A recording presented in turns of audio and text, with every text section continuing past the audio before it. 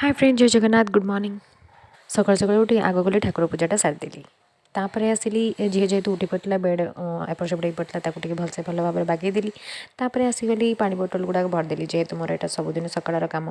आको देखिए भावुवे यहाँ कौन यहाँ मेथी और कलाजीरा पानी भाई पीउछन डेली छाणी रखी। एटी आसिली टे चा सहित बिस्किट दे जेहेतु करथिला मुझे पीदेली। एटी सकाल सकाल भाई माछ नहीं आसले ताकू भल भाव में धोई हलदी लुण गोल देकी एटी रखीदेली। एटी कम सरीगला तापर गली लंच पे भात पानी बसईदेली।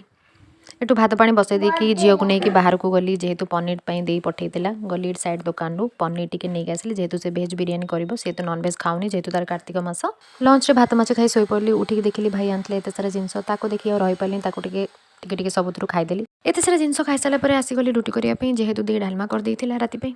जेहेतु लंच रे बिरियानी खाई नथली दी मो बिरियानी रखला राति पे तो सहित डालमा सहित रुटी सहित सेव खाइबार जो मजा जी खाई सी जाए।